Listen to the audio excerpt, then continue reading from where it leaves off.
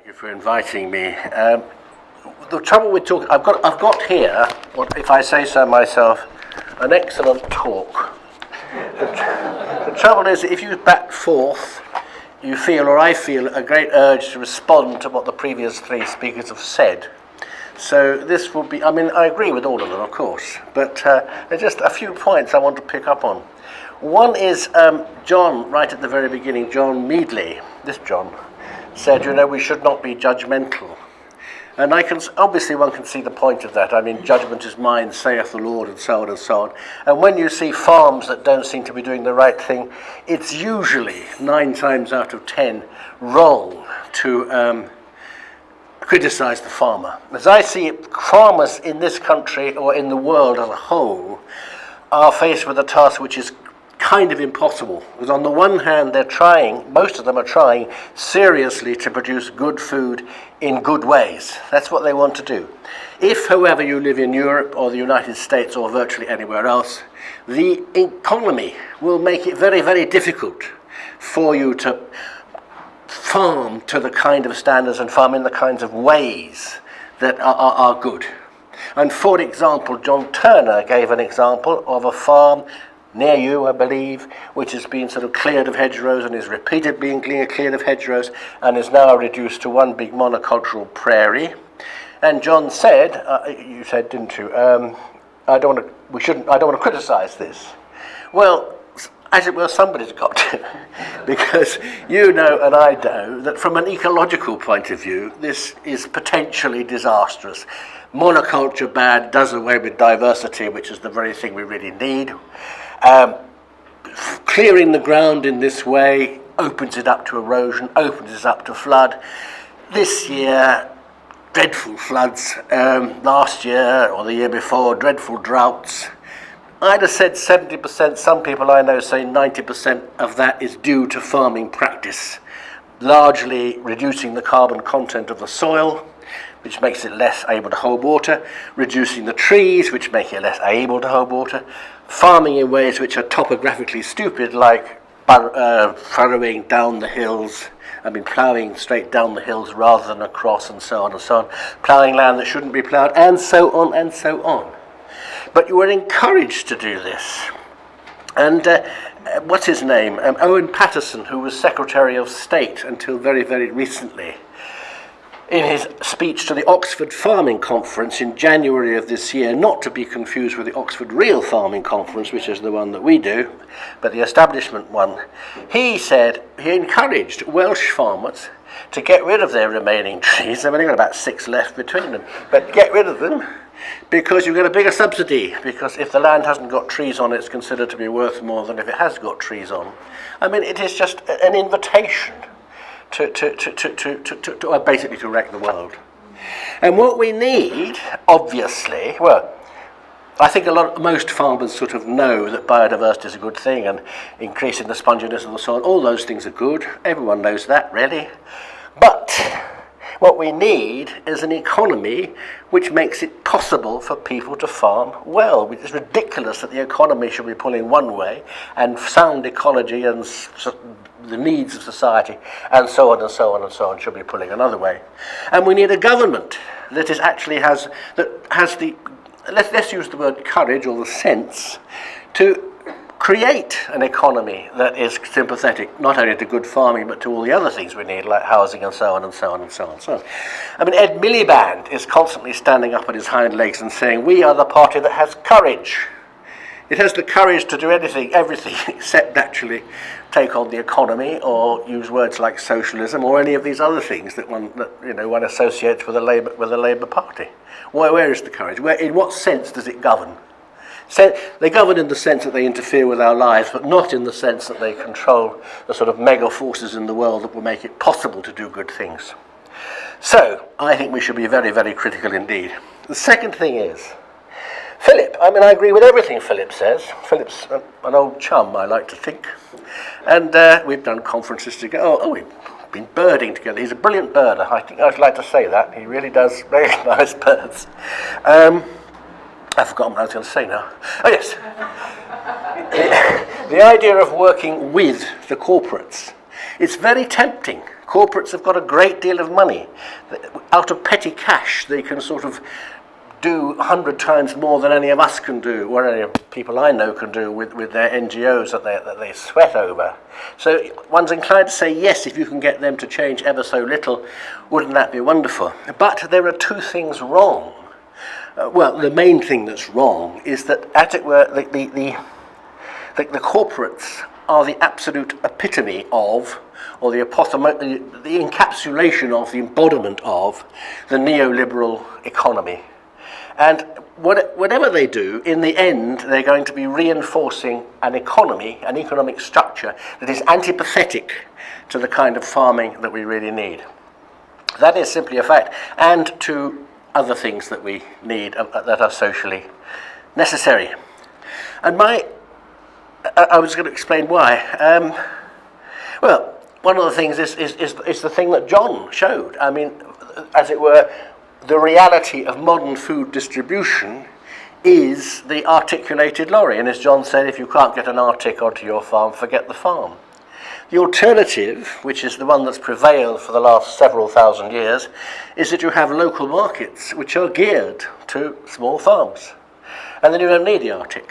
And the only reason you need the artic is because you've got the whole thing dominated by a very few corporates, of which Tesco is one.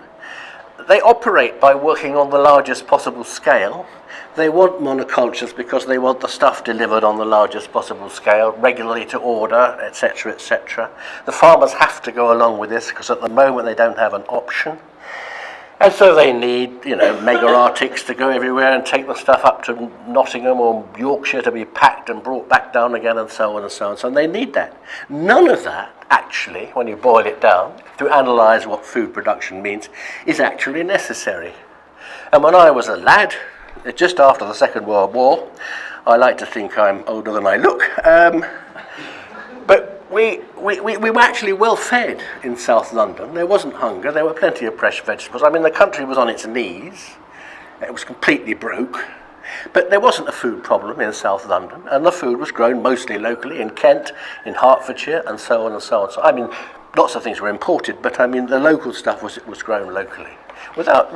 Who needs this great superstructure? And yet the superstructure is what the corporates are about.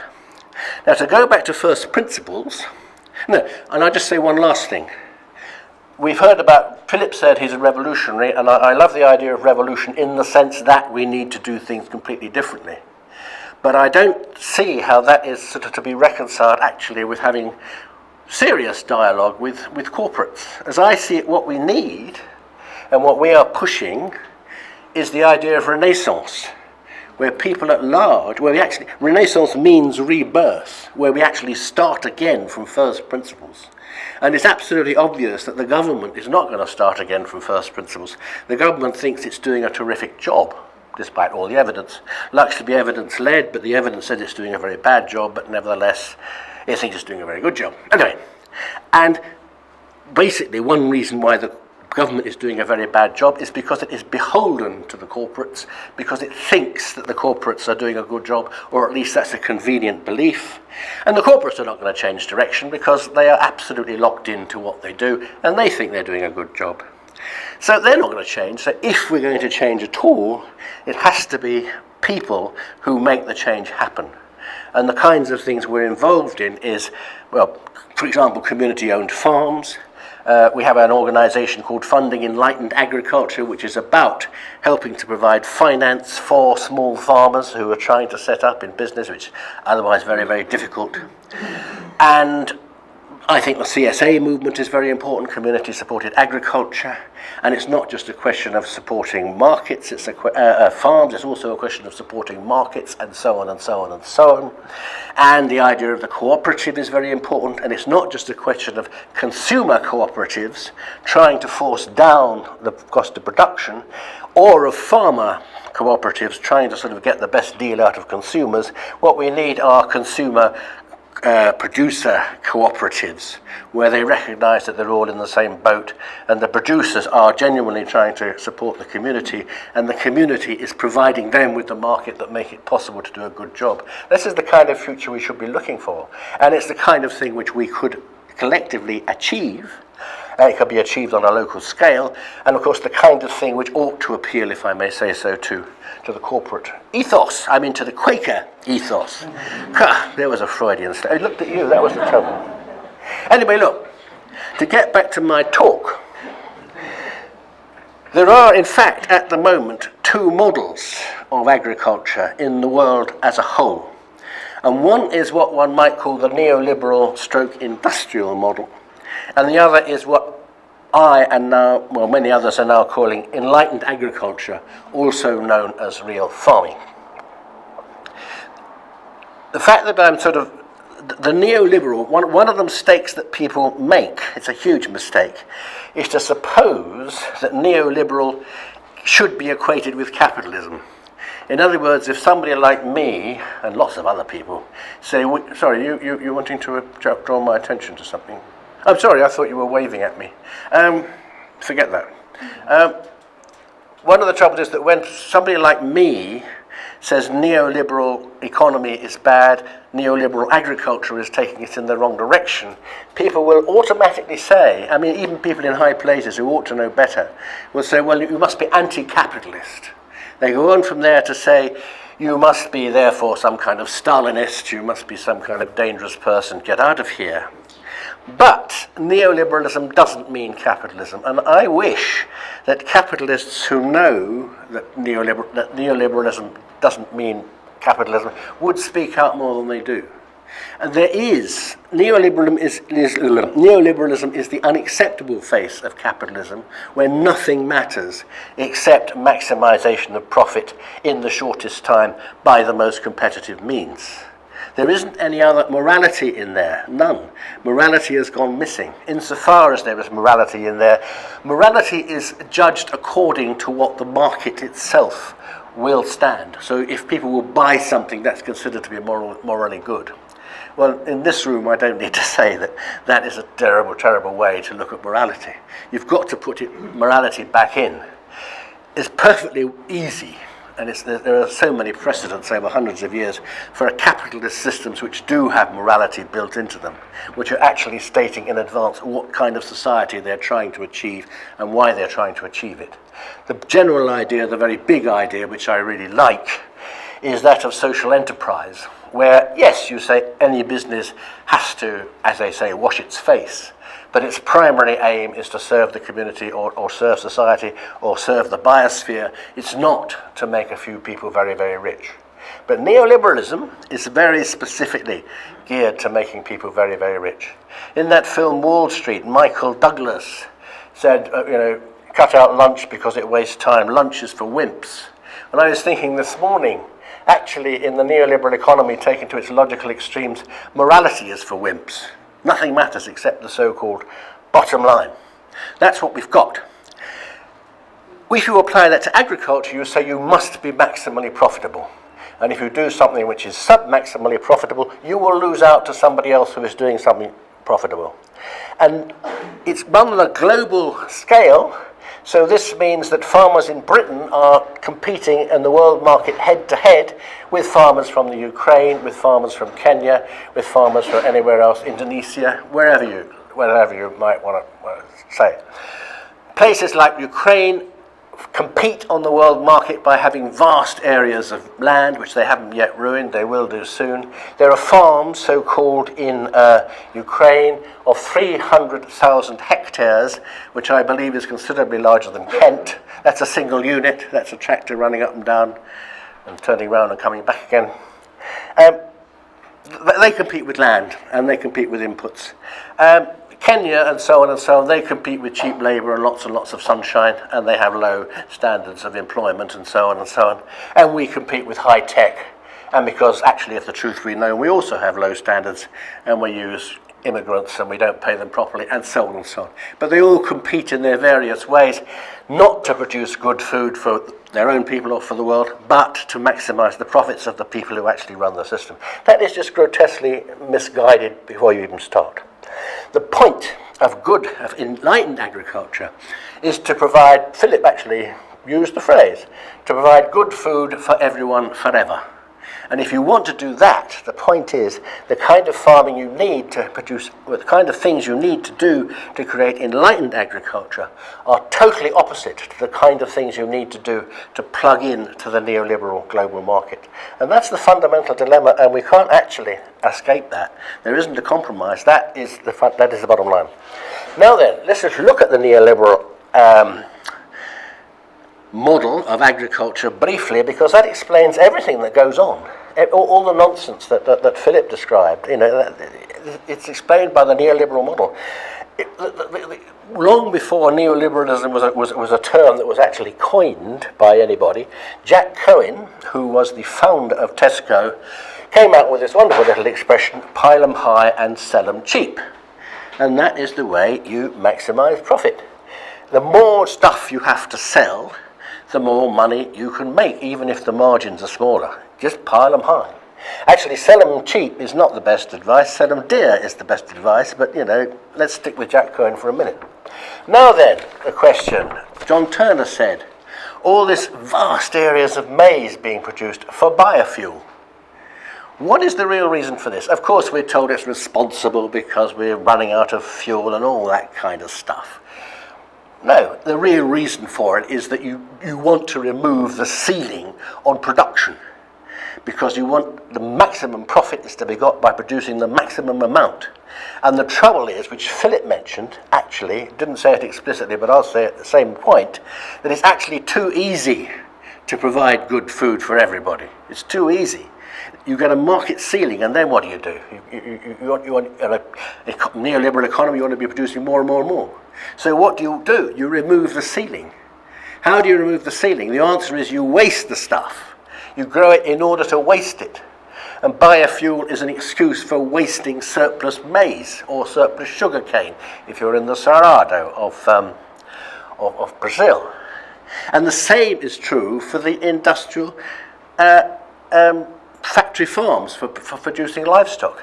As Philip said, we can easily produce all the meat we want from grass and browse. And I think the figure is, isn't it, that something like 2/3 of the world's agricultural land is actually grassland rather than arable land. And it's going to be, in nutritional terms, wasted if it's not used for cattle and sheep. And if we do use it for cattle and sheep, and if we feed leftovers to pigs and to chickens like we used to, all the meat we could possibly want. And one of the intriguing thing is, when it comes to food itself, that we're told that there's this tremendous demand for meat, and that's why they produce more and more and more. On what is that idea that there's tremendous demand based? It's actually a retrospective model, a retrospective measure of how much you can sell. It's not a prospective model of how much people say they really want. So it's as if they were selling Eskimos to fridges and then saying, well, there must have been a tremendous demand for fridges, otherwise we couldn't have sold them. No, there wasn't. It's just that the sellers have such tremendous control and control what people buy, basically. It's not quite as simple as that, but the point is there are many, many sociological factors to the increase in meat consumption that have nothing whatever to do with any kind of innate desire to eat more. And if you look at all the world's great cuisines, many of which have evolved even among very, very rich societies, you find that none of the great cuisines use great quantities of meat. They're all sparing in meat. Think of Italian food, think of Provençal food, think of Chinese, think of Indian. They all use meat, or Turkish, they all use meat sparingly, as a stock, as a garnish, as an occasional feast. And so instead of saying we must produce more and more and more and more meat in order to satisfy this demand, we should be saying let us encourage traditional cooking. Because if we did that, we'd have all the meat we wanted and we'd have all the food we wanted. And this idea that we need to produce more and more meat is another scam to go alongside maize grown for biofuel. It's just a way of removing the ceiling on production. And again, as Philip said, look at Argentina, you see soya as far as the eye can see. We've got a good friend who does serious botany on the Cerrado of Brazil, where it's the same story, soya as far as the eye can see, and sugarcane and a few other things, all for European cattle who don't actually need it. I mean, that's not what they eat. Grotesque. However, excuse me, one little sip. Once you get locked in to the neoliberal system as a farmer. This is why I don't blame farmers at all. You get locked into it. It's very, very hard. You get sucked into the logic and you can't do anything about it. So, for example, I read an article only this week. It was actually in the magazine called This Week, it's about the state of British dairy farming. And it describes, I won't say in glowing terms, but in his own terms, a farmer on the Welsh marshes, I won't say his name, who is now got this wonderful mega dairy farm. He's got 1,000 black and white Holsteins, very, very milky animals. 1,000, incidentally, is not particularly mega these days. It is in Britain still, but in the world as a whole, it's certainly not mega. But it's mega by sort of most British standards. Among other things, he's got a 3-storey milking parlour, rotary. Jolly high-tech, and lots of other high-tech stuff as well. The cows never go out. All the feed is brought to them. He's looking for yields of, I always get my litres and my gallons mixed up. He's looking for yields of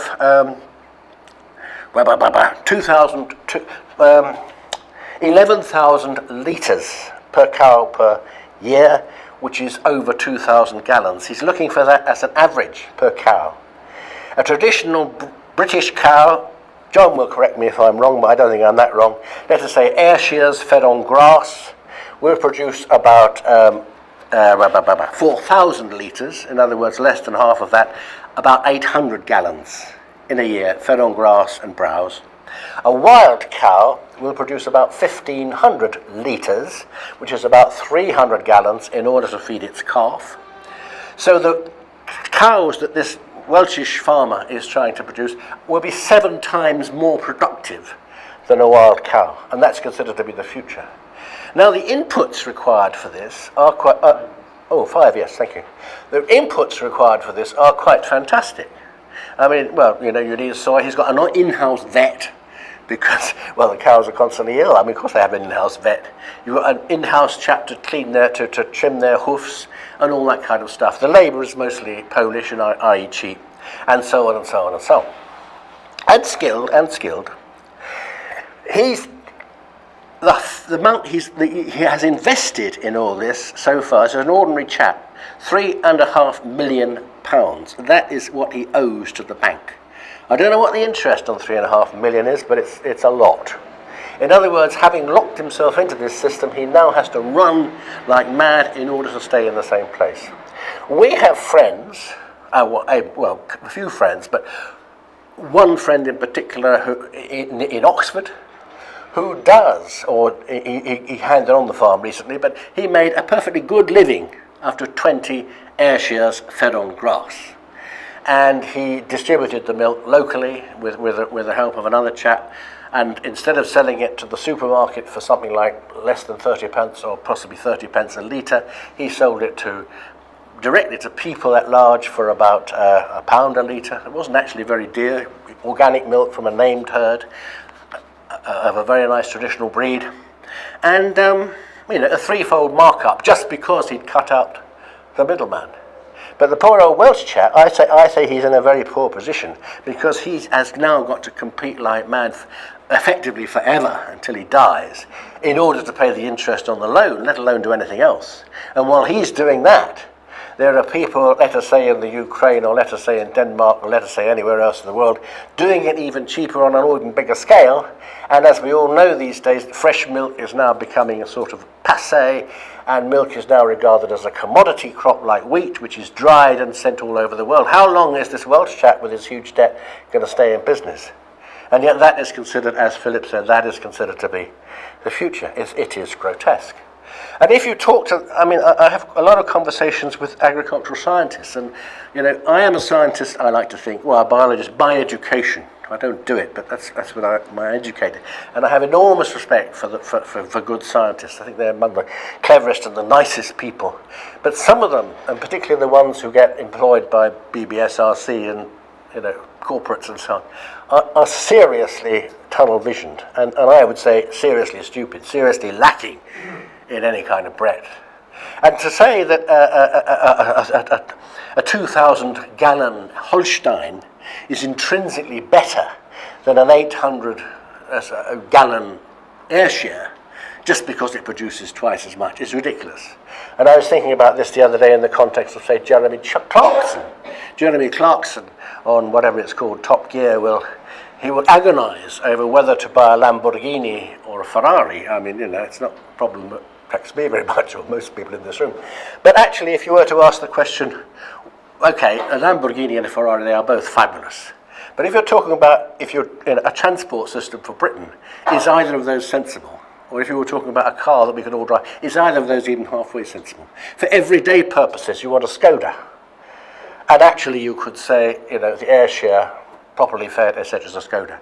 And while you're at it, point out that the traditional air share, traditionally fed, you can get up to 10 lactations, sometimes even more, whereas the average for these very, very, very high yield creatures is probably less than 3 lactations.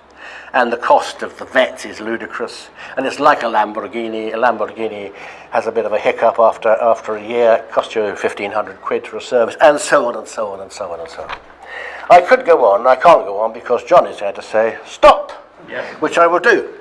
But I will say, just what I said at the beginning, that the secret lies, I think, with communities of people.